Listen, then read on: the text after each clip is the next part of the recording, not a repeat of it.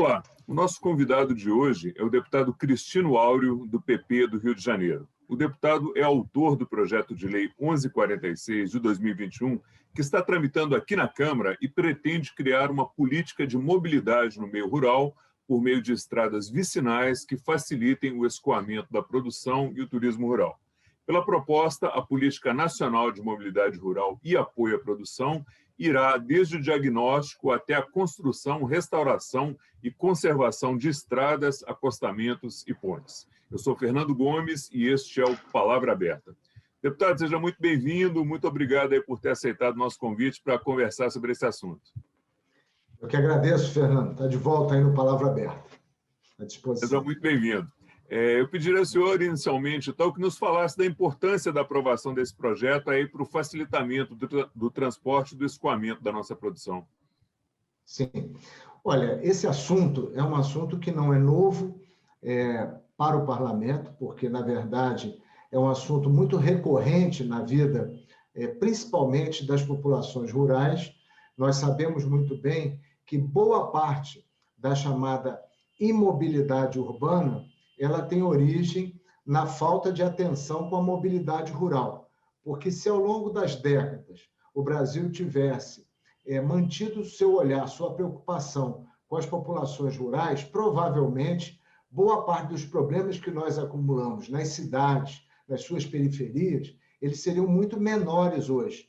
Porque um dos fatores de perda da atratividade para continuar morando no campo é justamente você não ter estradas dignas. Então, o Brasil não pode continuar omisso diante desse assunto. O Brasil não pode continuar fazendo de conta que a pequena mobilidade rural não existe. Quando eu digo pequena, eu estou usando essa expressão para diferenciar dos grandes modais, né, de rodovias que cortam regiões inteiras. Não é dessa mobilidade que nós estamos falando. Não são dos modais ferroviários que o Brasil tanto necessita.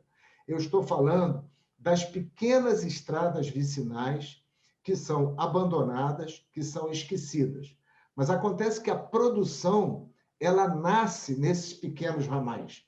Quando você chega numa grande rodovia e vê uma carreta carregada de grãos ou um caminhão transportando caixas de hortifrutis, você tem que se lembrar que tudo isso, assim como um rio começa numa pequenina nascente, lá num canto escondido, também a produção brasileira, ela nasce num pequeno ramal que passa na beira de uma propriedade onde existem famílias que precisam dessa estrada, não só para escoar sua produção, mas precisam levar uma parturiente no momento de emergência para dar à luz seu filho, precisam levar crianças para a escola, adolescentes que precisam frequentar muitas vezes o ensino médio na sede de um distrito ou de um município.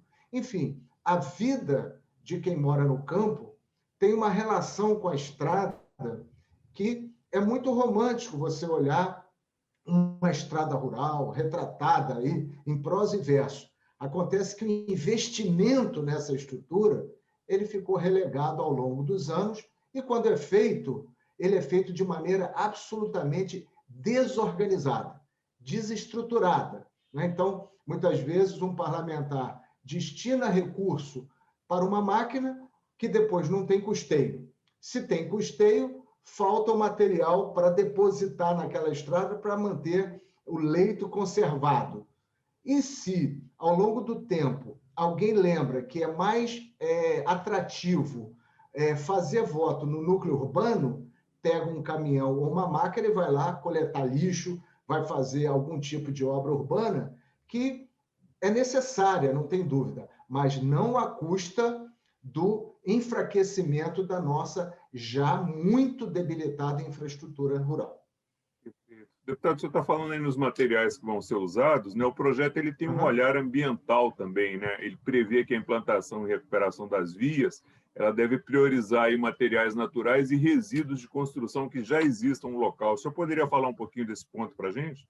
Sim, muito importante que você está abordando. Por quê?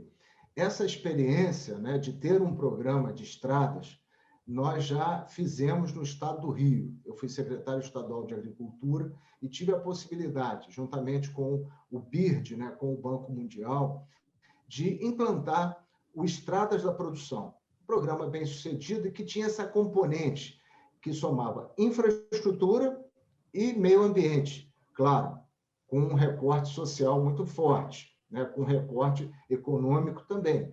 Mas, do ponto de vista ambiental, licenciar uma jazida de cascalho ou de saibro, saber que a engenharia de uma estrada pode carregar a água para acumular na propriedade, tanto para uso animal quanto para irrigação, sem fazer com que a estrada se transforme num leito de rio sem controle quando você tem uma enxurrada. Por quê? Curva de nível, a destinação correta, a deposição desses materiais. Se você tiver que trazer um resíduo da indústria, por exemplo, né, a escória que sai de alto forno onde tem siderúrgica, na região, isso tem que ter licenciamento. Ou, se na nova lei de licenciamento, que nós estamos debatendo na Câmara, pode ser dispensado em função de determinadas características. Ou seja, o projeto ele prevê diagnóstico das estradas em 5 categorias diferentes, Fernando, desde A, uma estrada pavimentada na zona rural, até E, que eu digo que é de esquecida na zona rural, porque nunca recebeu nenhum benefício.